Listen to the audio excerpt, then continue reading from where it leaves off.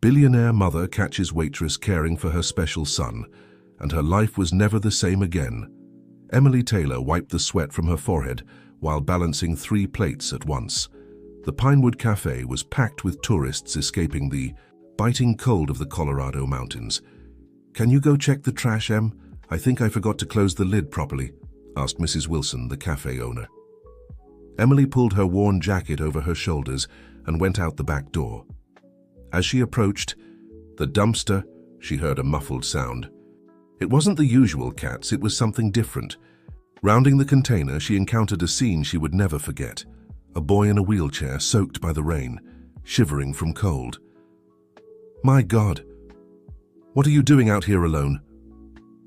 Emily quickly knelt down, taking off her own jacket to cover the boy.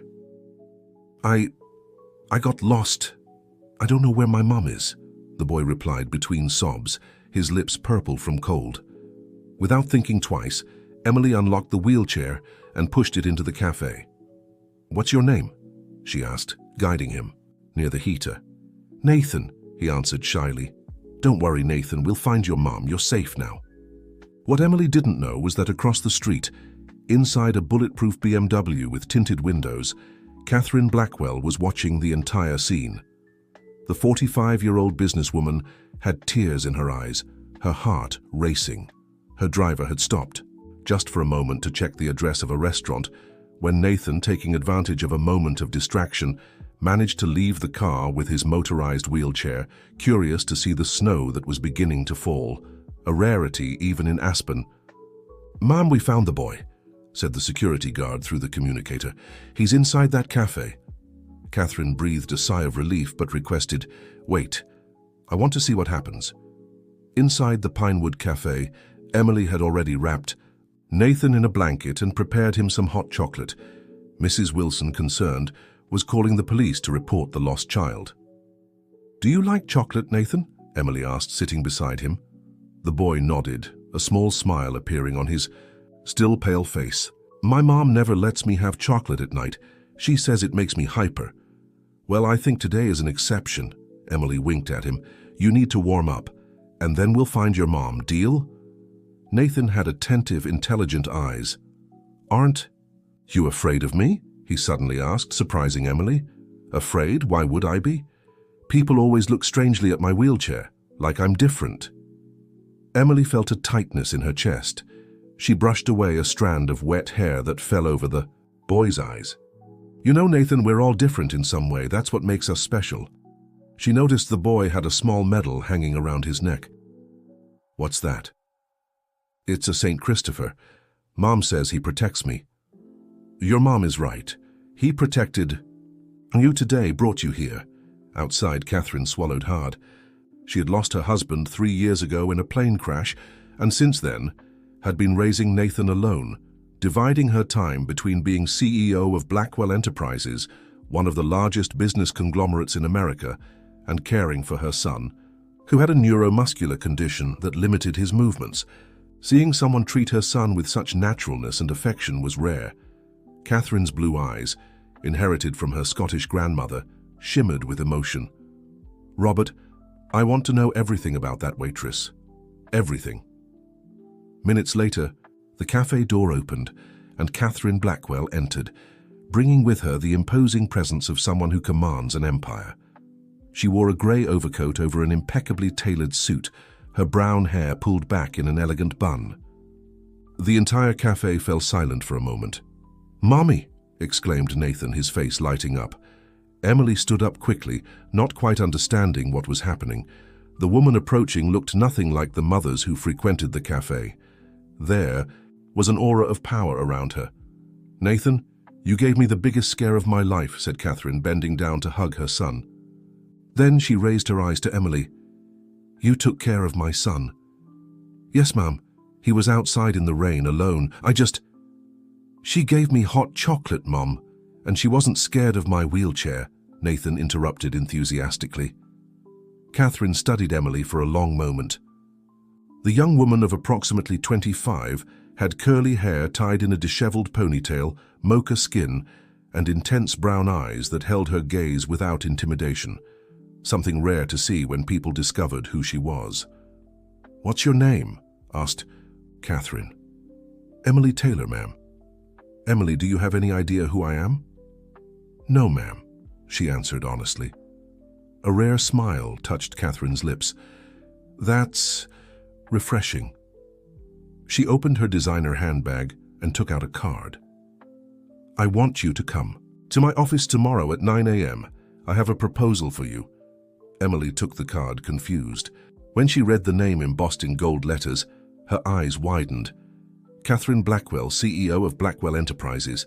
Even someone like her, who barely had time to follow the news, knew who Blackwell Enterprises was, one of the largest companies in the country, with operations in various sectors from technology to agriculture. I have to work tomorrow," was all she could say. "Mrs. Wilson, I presume?" Catherine turned to the cafe owner, who was watching the scene open-mouthed. "I believe you can spare Emily for a day.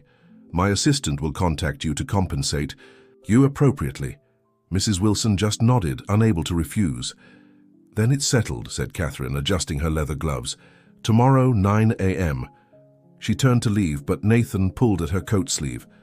"Mom, can we take Emily home? It's raining really hard." Catherine hesitated for a moment, then looked at the window where the storm was only getting worse. "You're right, son. Miss Taylor, may we offer you a ride?" Emily looked at her worn bag and her still wet jacket. She thought about the long journey to her home, the 3 buses she would need to take. "I accept. Thank you." During the ride in the luxurious car, Nathan didn't stop talking for a minute, while Catherine observed the interaction between her son and the waitress with growing interest. There was something about Emily, a quiet strength, a dignity that seemed misplaced in someone wearing a cafe uniform. When they arrived at the address indicated by Emily, a simple house in the working-class neighborhood of the city, Catherine had already made her decision. "Don't be late tomorrow, Miss Taylor," she said as Emily was getting out of the car. "I don't usually make this kind of offer twice." Emily nodded, still not fully comprehending what was happening. "See you tomorrow, Nathan," she said goodbye to the boy, who smiled broadly. As the car drove away, Emily looked at the card in her hands. In her 25 years of life, she had never entered a building like the headquarters of Blackwell Enterprises. What could a woman like Catherine Blackwell want with her?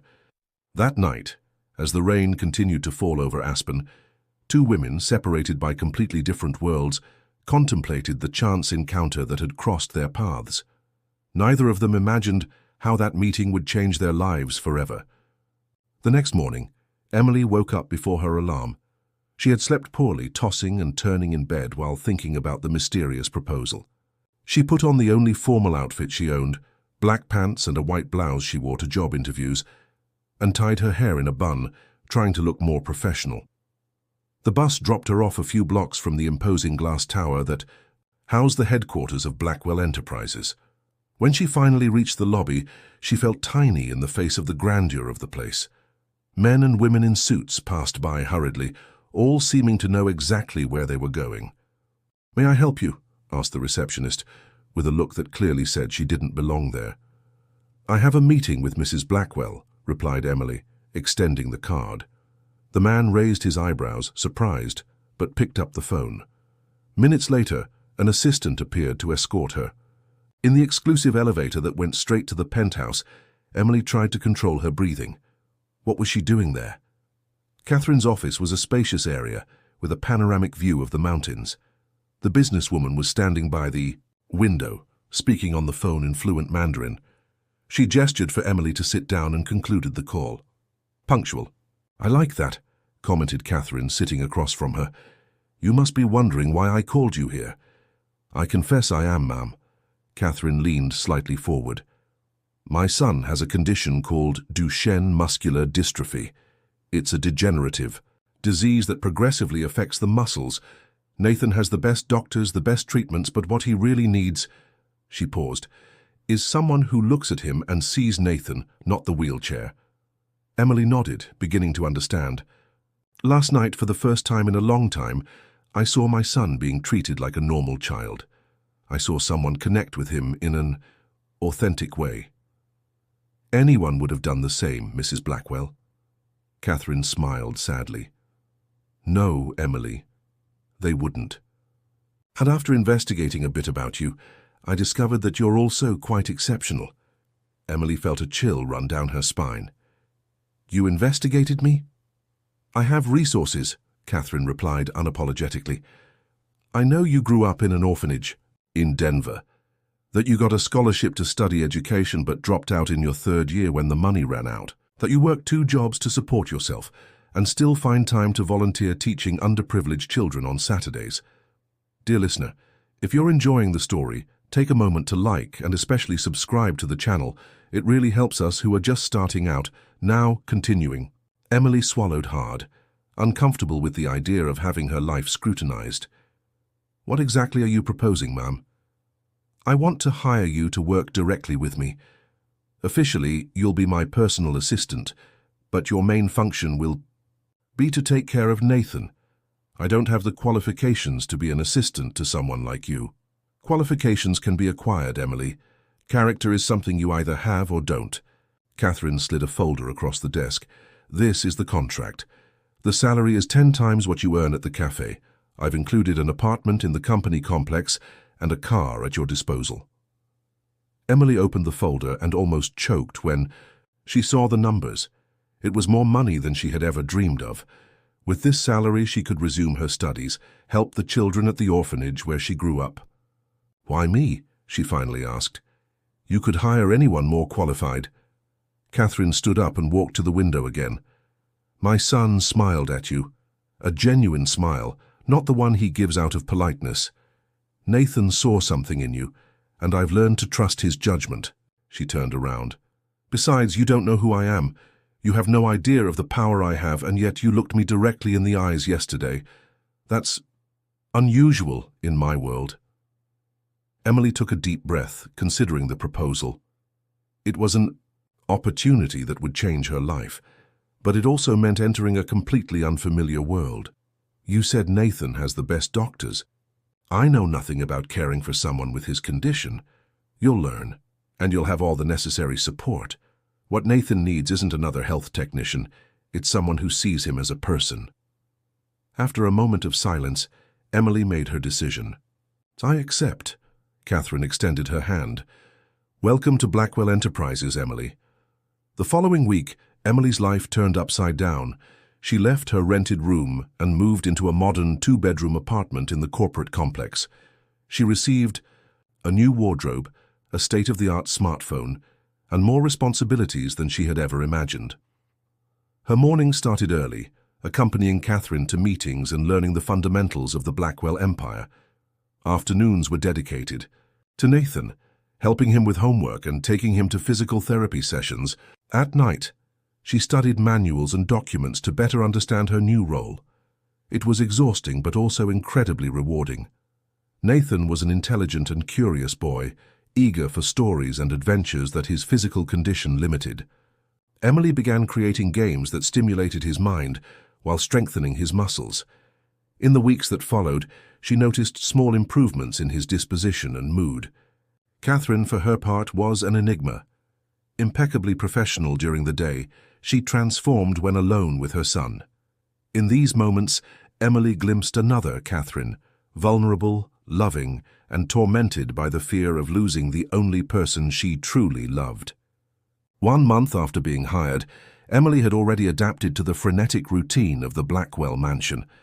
The house was a palatial estate in colonial style, situated on extensive grounds in the outskirts of Aspen, with views of the pine forests. The staff, driver, housekeeper, cook, gardeners, treated her with a mixture of curiosity and suspicion. After all, who was this simple young woman who suddenly had the ear of the powerful Catherine Blackwell? Do you really think she's trustworthy? Emily overheard Robert, the head of security, asking Catherine one afternoon when they thought she wasn't around, "Are you questioning my judgment, Robert?" Catherine's voice was cold. "Never, ma'am. I'm just concerned about your safety and Nathan's. We know so little about her." "I know enough. And Nathan adores Emily. That's all that matters to me." Those words warmed Emily's heart, but also made her uneasy. The responsibility of living up to Catherine's trust was immense. Days later, Catherine announced a business trip to New York. "You and Nathan will come with me," she informed. "There's a new therapy at Mount Sinai that I want him to try, and I have important meetings with investors." The prospect of traveling to the largest city in the country made Emily nervous, but also excited. On the company's private jet, Nathan was radiant, explaining to Emily how each piece of equipment on the aircraft worked. "Have you ever flown before, Em?" he asked, using the nickname he had adopted for her. "Never," admitted Emily, fastening her seatbelt. "Don't worry, it's safe. Dad explained everything about aerodynamics to me before—" He stopped abruptly, his face darkening. Catherine, who was reviewing documents, looked up. There was pain in her eyes, a deep pain that Emily had noticed before, but that had never been mentioned. "Was your father a pilot?" Emily asked gently. "Aeronautical engineer," Catherine replied, surprising her. Michael loved explaining how things worked. Nathan inherited that curiosity from him. It was the first time Catherine had mentioned her late husband. His loss was still a sensitive subject, rarely addressed. Emily nodded, understanding the weight of that moment. "Well, then I'm lucky to have two experts with me on this flight," she commented, trying to lighten the mood. Nathan smiled again, and even Catherine seemed to relax a bit. In New York, they stayed in the penthouse that Blackwell Enterprises maintained in the Upper East Side. While Catherine attended meetings, Emily accompanied Nathan to medical appointments and, in between, took him to see tourist attractions that were wheelchair accessible. It was during one of these outings that Emily noticed a man following them. He kept his distance, but his eyes never left Nathan. Emily's protective instinct immediately kicked in. They entered a bookstore, left through the back, took a taxi and quickly returned to the apartment. "What's wrong, Em? Why are we back so early?" asked Nathan, confused. "I wasn't feeling well," she lied, not wanting to frighten him. As soon as the boy was distracted with his games, she called Catherine. "I'll handle it," the businesswoman replied curtly after hearing her report. "Don't leave the apartment until I get back." When Catherine returned hours later, her face was tense. "You did well to alert me," she said. "Unfortunately, this type of situation isn't uncommon. There are people who would do anything to get access to Nathan." "Why?" asked Emily, perplexed. Catherine hesitated, as if measuring her words. "There are interests. Blackwell Enterprises has many competitors, and I have many enemies." She looked at the door to the room where Nathan was playing. "Do you understand now why I need someone I can fully trust?" The revelation left Emily uneasy. She had never considered the risks associated with Catherine's wealth and power. She began to pay more attention to security details she had previously ignored. The discreet cameras, the strategically positioned guards, the rigorous protocols for visitors. Back in Aspen, the routine was re-established, but Emily now felt the weight of responsibility more acutely. She began to study personal security and to observe more carefully who approached Nathan. One day, while organizing some documents in Catherine's office, Emily noticed a folder marked with the name Project Phoenix. Curious, but aware of the limits of her position, she quickly closed the drawer. However, the mention of the project reappeared days later, during a call that Catherine received in her presence. "Is Phoenix ready for the next phase?" Catherine asked on the phone. "Excellent. Keep this in absolute secrecy. Not even the board can know yet." Emily pretended to be focused on her tablet, but her mind was buzzing with questions. What was this highly secret project? Why couldn't even the company board know about it? Her doubts would have to wait. The next day, an emergency arose when Nathan woke up with a high fever. The family doctor was called immediately. "It's just a virus," he diagnosed, "but with Nathan's condition, we need to monitor closely." Catherine cancelled all her appointments to stay with her son. Emily observed, amazed, how the Iron Lady transformed into pure tenderness beside the sick boy. For 3 days they took turns caring for him, sleeping in shifts in the armchair beside the bed. "You don't need to stay, Emily," said Catherine on the third night. "It's already beyond your working hours." "I'm not here as an employee," Emily replied simply. "I'm here because I care about him." Something in Catherine's eyes softened. For a moment, the barriers between employer and employee seemed to dissolve. They were just two women united by concern for a child they both loved. When Nathan finally recovered, Catherine surprised Emily with an unusual invitation. "There will be a charity dinner next week. I don't normally attend these events, but this one is to raise funds for muscular dystrophy research. I'd like you to accompany us." Emily hesitated. "I don't have appropriate clothes for an event like that." "That's easily resolved," Catherine replied with a rare smile. "Consider it part of the job." The next day, a stylist appeared at the mansion with several dress options. Emily, uncomfortable with so much luxury, chose the simplest model, a long navy blue dress that enhanced her eyes. The charity dinner was in the most luxurious ballroom in Aspen, elegantly decorated for the occasion. While Catherine circulated among business people and politicians, Emily stayed with Nathan, who was radiant in his small tuxedo. "You look beautiful, Em," commented the boy, making her blush. "You look very elegant too," she replied, adjusting his bow tie. The night was proceeding smoothly until Emily noticed a man watching them intently. Tall, with greying hair and penetrating eyes, he finally approached when Catherine was engaged in a conversation on the other side of the room. "You must be the famous Emily," he said, extending his hand. "I've heard a lot about you." "I'm sorry, but I haven't had the pleasure," replied Emily, instinctively positioning herself between the stranger and Nathan. "James Morgan, Vice President of Blackwell Enterprises," he introduced himself. His eyes studied her with an uncomfortable intensity. "Catherine never mentioned how young you are." There was something in his tone that put Emily on alert.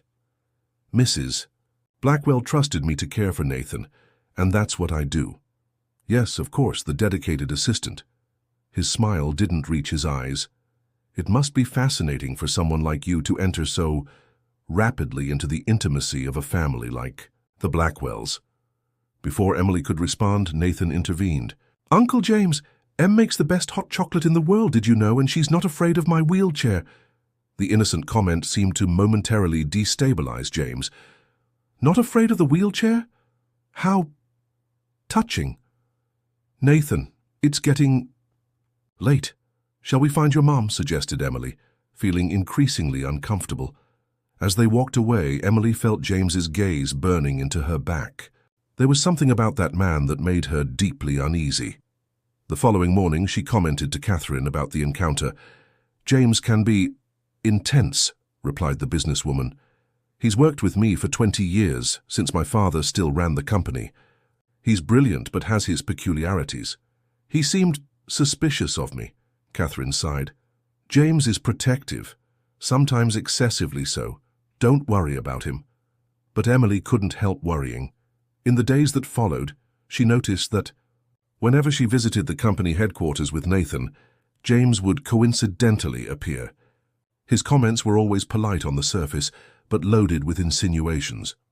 "It must be difficult for someone with your background to adapt to this environment," he commented once, while they waited for the elevator.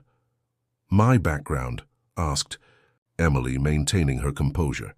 "Growing up without family, without connections, and now suddenly being so close to one of the most powerful families in the country." He smiled coldly.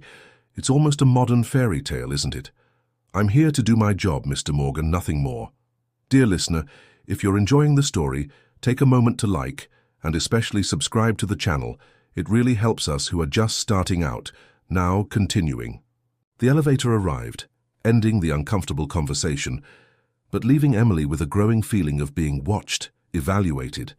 Her uneasiness increased when, returning from an outing with Nathan, she found her apartment slightly different.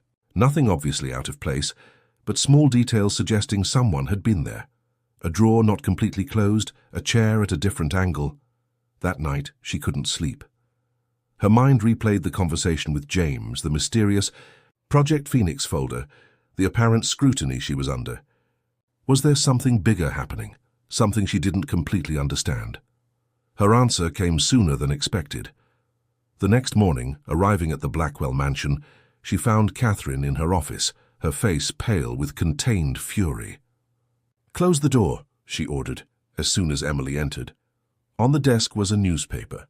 The headline made Emily's blood freeze. Leak exposes secret plans of Blackwell Enterprises. "Can you explain this?"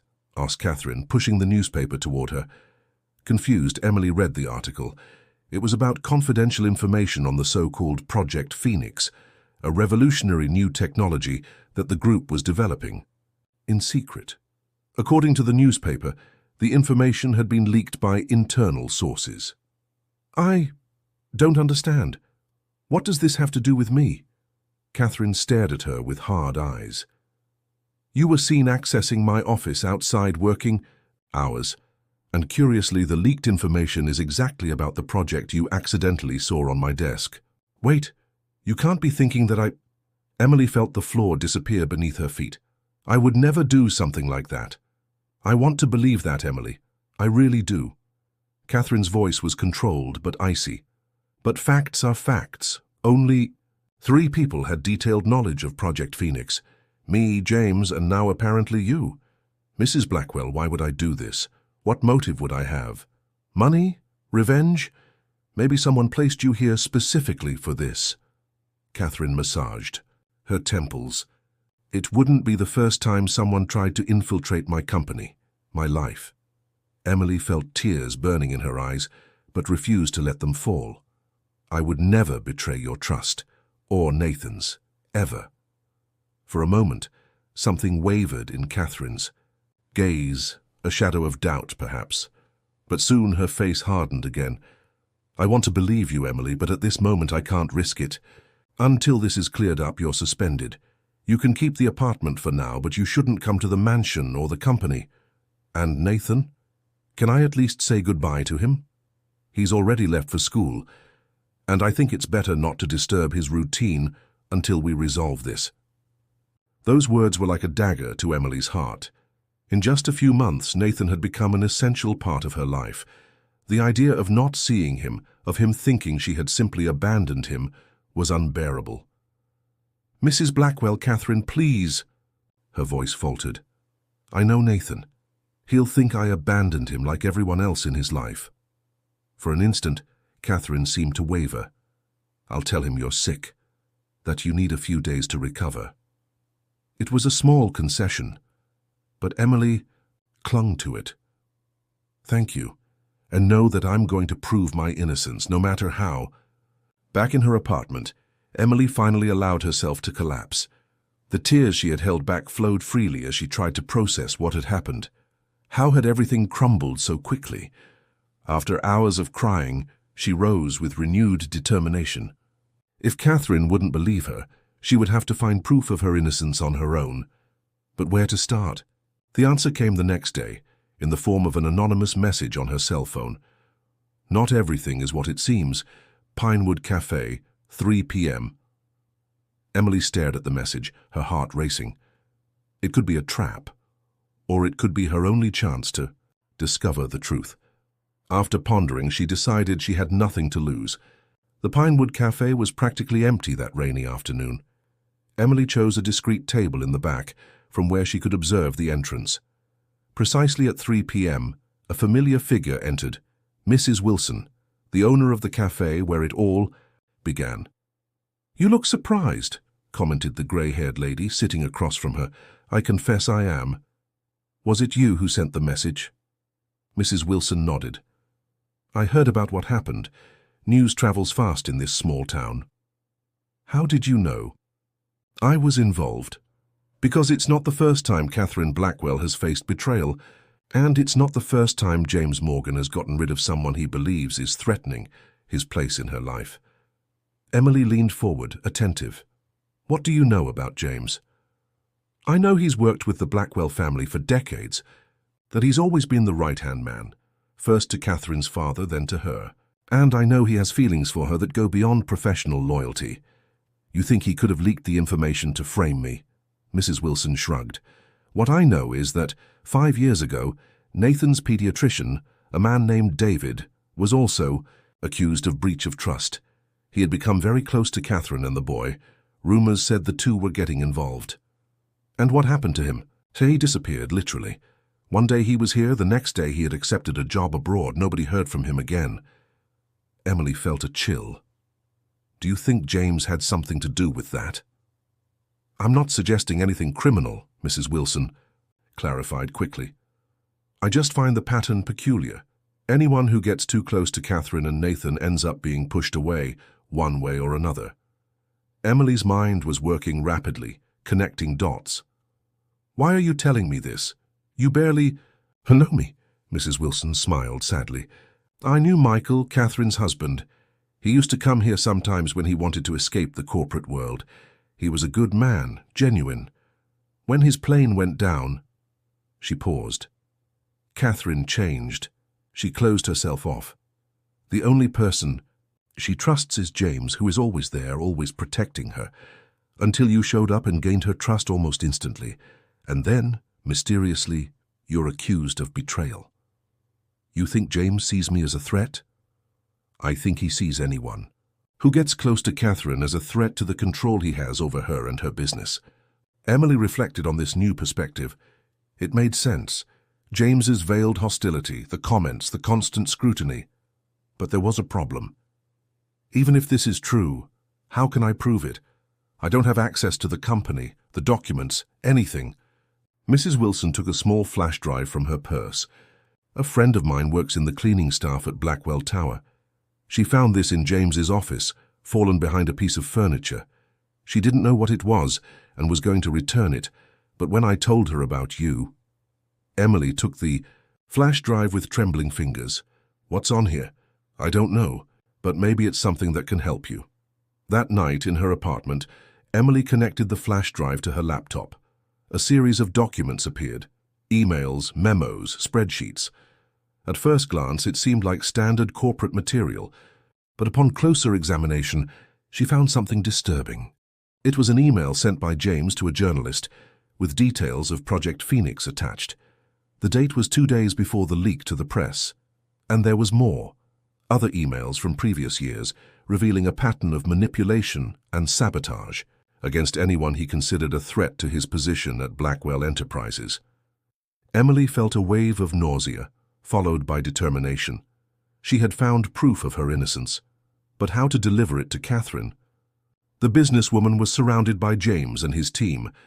Any attempt at communication would be intercepted. The answer came in the form of an unexpected phone call. Em? Nathan's voice was low, almost a whisper. It's me. Nathan, she exclaimed, emotional. How did you manage to call me? I took Martha's phone when she wasn't looking. Mom said you were sick, but I know that's not true.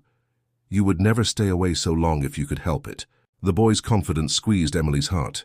You're right, Nathan. There was a problem, but I'm trying to solve it. What kind of problem? Can I help? Emily hesitated. It was risky to involve Nathan, but it might be her only chance. I need to talk to your mom urgently, but it's difficult to reach her right now. Tomorrow is my appointment with Dr. Reynolds. Mom always takes me personally. We can meet there. The plan was risky but feasible. Emily knew Nathan's medical routine well. Catherine always took him to the specialized clinic in downtown Aspen, usually in the first appointment of the morning. You're very smart, Nathan. I'll be there. But you can't tell anyone, understand? Not even Martha. I promise. See you tomorrow, Em. The next morning, Emily positioned herself strategically in the cafe across from the clinic. She saw when Catherine's BMW parked and Nathan was wheeled inside. Catherine followed right behind, impeccable as always in her tailored suit. She waited until they were inside the doctor's office and crossed the street. She knew the clinic well. She had brought Nathan there several times. She knew the side corridor led directly to the family waiting room. Emily's heart beat wildly as she walked down the corridor. If she was seen by one of Catherine's security guards before she could talk to her, all would be lost. When she reached the waiting room, she found Catherine alone, absently flipping through a magazine. Her eyes widened when she saw Emily. What are you doing here? How did you know? Nathan called me, replied Emily, keeping her voice low. Please, just listen to me for 5 minutes, that's all I ask. Catherine hesitated, the conflict evident on her face. Finally, she nodded. 5 minutes. Quickly, Emily explained what she had discovered, the emails on the flash drive, the conversation with Mrs. Wilson, James's pattern of sabotage. "This is absurd," interrupted Catherine. "James has been my most loyal advisor for 2 decades. Why would he do this?"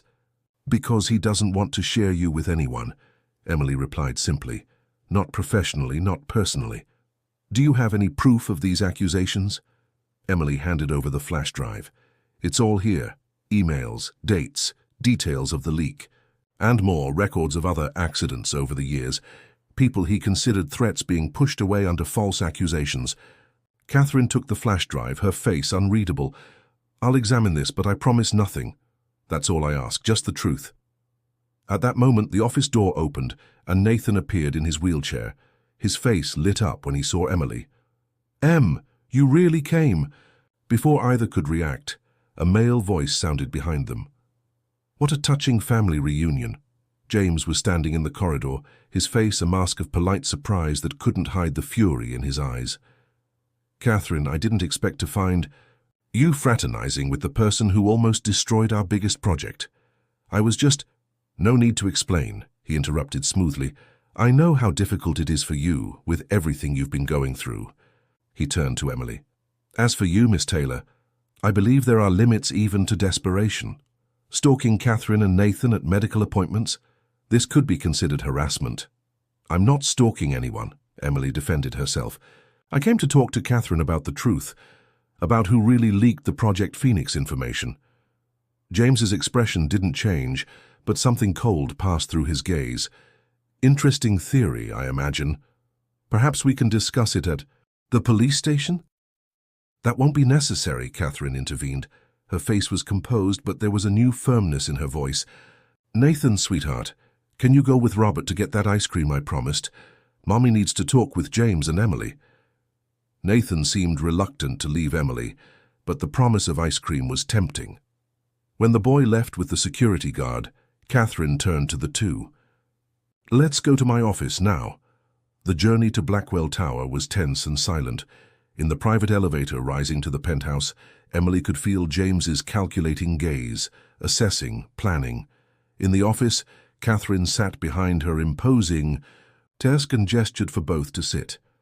"Emily has made some serious accusations, James," she began without preamble. "She says you deliberately leaked information about Project Phoenix to incriminate her." James laughed, a humorless sound. "This is ridiculous, Catherine. I've dedicated my life to this company, to you and your family. Why would I sabotage something I helped build?" "To maintain your control," replied Emily, "just like you did with Dr. David 5 years ago, and probably with others before him." James's eyes narrowed. "You've been doing your homework, Waitress. Impressive. But investigating old rumors proves nothing." Catherine raised the flash drive. "And this? Does this prove something?" For a brief instant, James seemed destabilized. "What is that?" "A flash drive found in your office. It contains emails between you and a journalist detailing exactly the information that was leaked about Project Phoenix." "This is some kind of setup," exploded James. "Catherine, you can't seriously be considering the accusations of this girl. She appeared out of nowhere, gained your trust suspiciously quickly, and now is trying to push me away. Don't you see the pattern here?" Catherine remained impassive. "What I see is that you've been acting strangely since Emily arrived. Vigilant, suspicious, almost possessive. I'm protecting you, like I always have. No, James, you're controlling. There's a difference." Catherine connected the flash drive to her computer and began navigating through the files. Her face paled as she read the emails. "You really did this? Leaked our confidential information? Dear listener, if you're enjoying the story, take a moment to like and especially subscribe to the channel. It really helps us who are just starting out. Now continuing." James's expression transformed. The mask of indignation fell, revealing something more sinister. "You don't understand, Catherine. Everything I did, every decision was to protect you and Blackwell Enterprises. When people like her," he pointed to Emily, "or David or any other opportunist get close, it's my duty to intervene before they cause damage." "Who gave you that right?" Catherine's voice trembled slightly. "Who gave you the right to decide who can or cannot be part of my life?" 20 years, exclaimed James, rising. 20 years by your side, watching your father build this empire. Then you take over and elevate it to new heights. I was there when Michael died. when you were shattered, inconsolable. I was there for every crisis, every difficult decision. There was an intensity in his gaze that made Emily instinctively move away. It wasn't just loyalty or friendship, it was obsession. You've always been more than a boss to me, Catherine, more than a business partner. After Michael was gone, I hoped. He stopped, composing himself. But you never saw me that way, did you? To you, I was always just good old James, the reliable right-hand man. Catherine looked shocked. James, I didn't know. I never imagined. Of course not. You were too busy with your perfect marriage, then with your grief, then with Nathan. He shot a venomous look at Emily. And now, with your newest protégé. It was then that understanding hit Emily. It wasn't just about control or power. It was about jealousy. A jealousy so deep and distorted that it had led James to sabotage anyone he perceived as a threat to his position in Catherine's life. You need to leave, James, Catherine finally said, her voice firm despite the paleness of her face. Now, he turned to her, incredulous. You're dismissing me? After everything I've done for you? For this company? I'm not just dismissing you, I'm reporting you, Catherine replied coldly. What you did wasn't just unethical, it was criminal. Leaking confidential information, manipulation, harassment. For a moment, Emily thought James might attack Catherine. There was something dangerous in his eyes, a contained fury on the verge of explosion. But then, as quickly as it appeared, the anger gave way to an artificial calm. You'll regret this, Catherine. His voice was almost a whisper. When she betrays you, like everyone else has betrayed you, remember this moment. Without another word, he left the room, leaving a heavy silence behind. As soon as the door closed, Catherine let out a long sigh, as if she could finally breathe again. She looked at Emily, who remained motionless in her chair. I owe you an apology, Emily. No, Mrs. Blackwell, you had no way of knowing. Catherine, she corrected gently.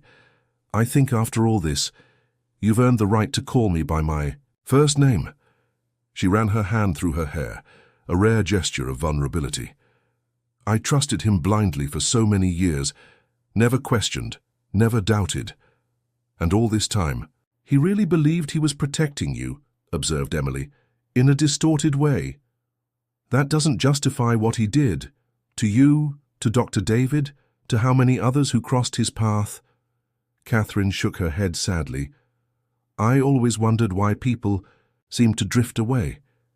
Now I know the answer. Emily hesitated, then asked, What will happen now? James will be removed, obviously. As for you, Catherine paused. I'd like you to come back. Nathan misses you terribly, and I've discovered I have few true allies. You've proven to be one of them. Gratitude flooded Emily. It wasn't just about getting her job back, but about restoring the trust that had been broken. Thank you, Catherine. I'll come back gladly. But things will be different now, continued Catherine. I realized I isolated myself and Nathan after Michael's death. I let fear and mistrust dictate my decisions. That ends today. In the days that followed, a silent transformation happened at Blackwell Enterprises. James was officially removed, and an internal investigation was initiated to examine his actions over the years. The news shocked the corporate world, but Catherine remained firm in her decision. For Emily, life resumed its course, but with substantial changes. Her relationship with Catherine evolved from employee and employer to something closer to a partnership. Catherine began to include her in more decisions, not just related to Nathan, but also to aspects of the company. I'm thinking of reviving an old project, commented Catherine one night, while the two shared a rare moment of tranquility on the mansion's veranda. Nathan had already fallen asleep, and the Aspen night was extraordinarily starry. What kind of project? Asked Emily. A foundation. For children with muscular dystrophy and other similar conditions. Michael and I dreamed of this before. She didn't complete the sentence. Even after 3 years, the pain of loss was still palpable. It's a wonderful idea, encouraged Emily. The problem is I don't have experience with this type of initiative. I know how to run a company, make profits, but a non-profit organization, It's unfamiliar territory. Emily smiled. Luckily, you know someone who worked as a volunteer teaching underprivileged children. Catherine returned the smile. That's exactly why I'm telling you. I'd like you to lead this project with me. The proposal caught Emily by surprise. Me? But I don't have qualifications for something of this magnitude. You have the most important thing, genuine compassion and creativity. The rest can be learned. Thus was born the Blackwell Foundation for Special Children. In the months that followed, Emily dove headfirst into the project, researching, planning, contacting specialists. With Catherine's financial support and influence, they quickly established a solid foundation. Nathan was the foundation's first consultant, giving ideas on how to make spaces more accessible and fun for children like him. His involvement brought a new light to his life. For the first time, his condition wasn't seen as a limitation, but as a valuable perspective. Do you think other kids will like this game we invented?" he asked one day, showing her an adapted board game they had developed together. "I'm sure they will, Nathan. It's brilliant, like you." He smiled, a smile that had now become more frequent. "When Dad was alive, he always said I would change the world someday. I think I'm finally starting to." Those words deeply touched Emily. It was extraordinary how an 8-year-old child could have so much wisdom. As the foundation took shape, another simultaneous project progressed, Catherine's emotional rehabilitation. Slowly, with Emily's encouragement, she began to let go of the obsessive control she had developed after her husband's death. She allowed herself moments of relaxation, outings without security guards, and even began attending Nathan's school presentations, something she had previously delegated to assistants. "I hadn't realized how much I was missing," she commented after a school fair where Nathan had participated in an adapted dance. "He was so happy, so childlike." That's what he is, Catherine. An extraordinary child, but still a child. One afternoon, while organizing documents for the foundation's inauguration, Emily found an old photo in one of Catherine's folders. It showed a young couple, Catherine and a broad-smiling man, holding a baby. "Michael was so handsome," commented Emily without thinking. Catherine looked at the photo with a mixture of longing and serenity. "He was the most genuine person I've ever met. No pretensions, no hidden agendas. Just real. Nathan looks a lot like him." "Yes, not just physically." Catherine picked up the photo, gently caressing it. "You know what Michael told me once? That true wealth isn't in the businesses we build, but in the lives we touch. I had forgotten that until you came along." That moment marked a new phase in their relationship.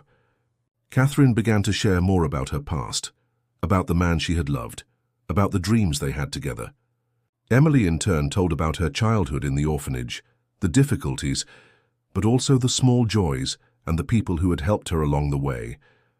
The inauguration of the Blackwell Foundation for Special Children was an exciting event. Located on spacious grounds in the outskirts of Aspen, the institution included therapy areas, adapted recreation, educational support, and research facilities.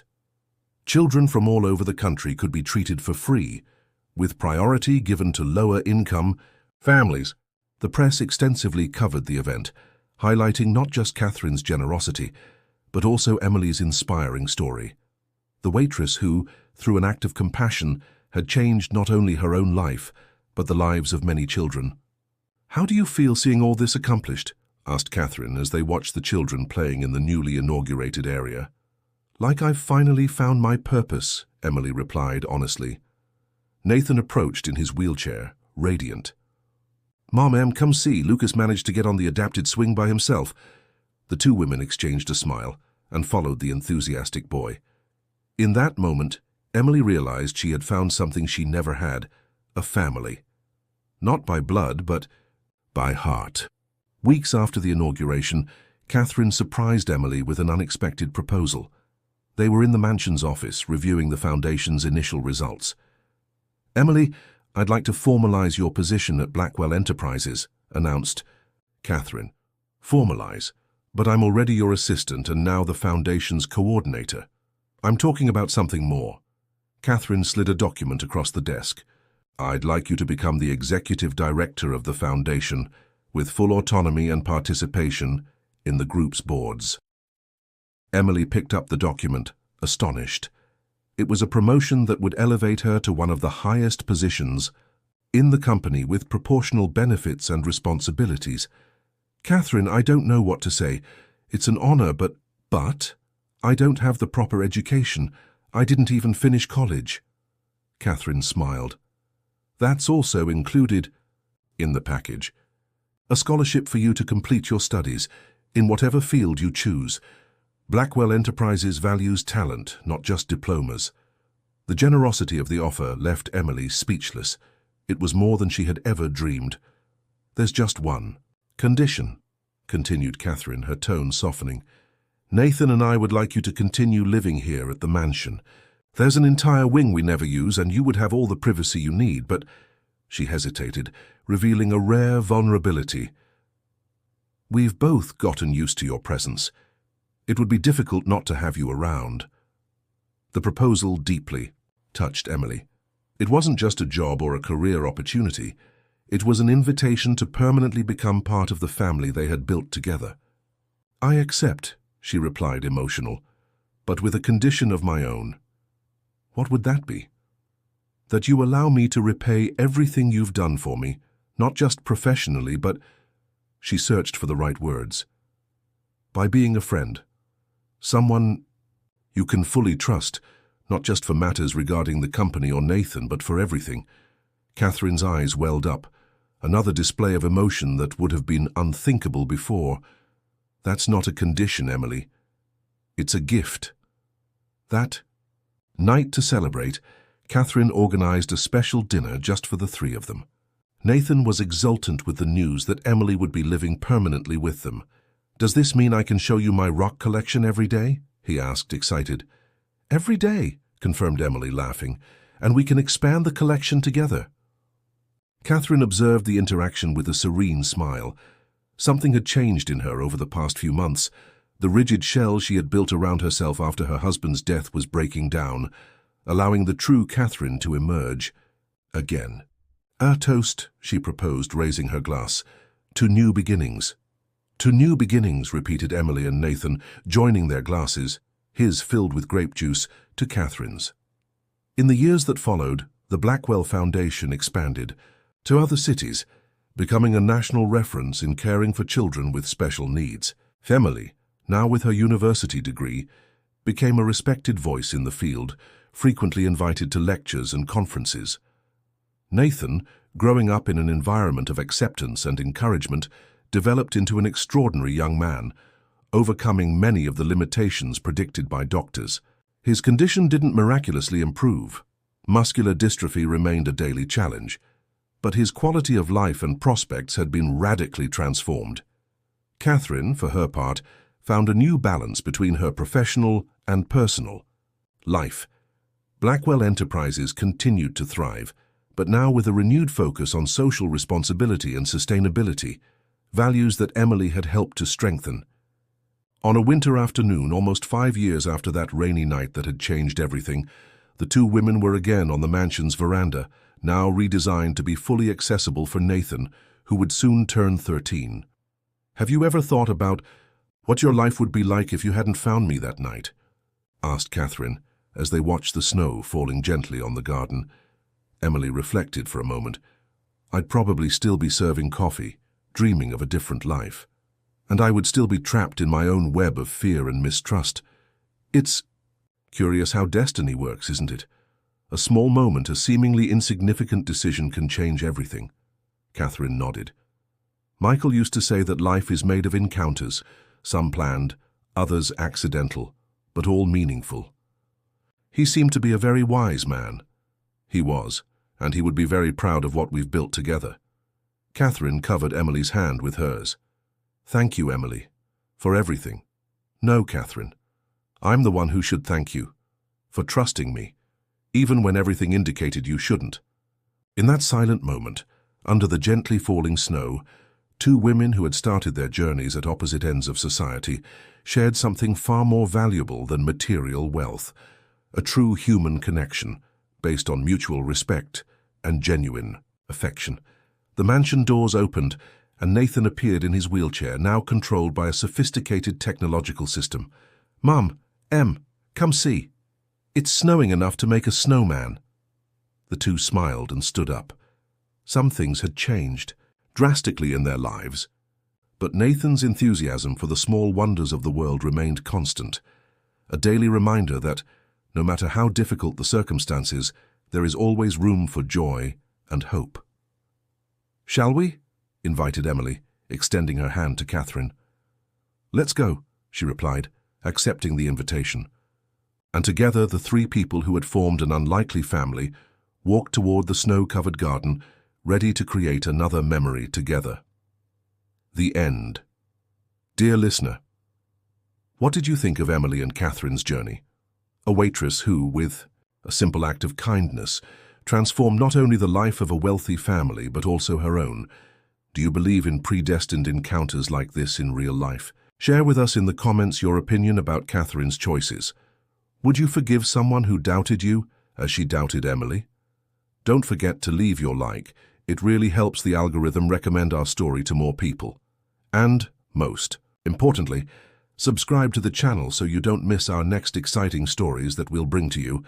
Thank you very much for your company thus far.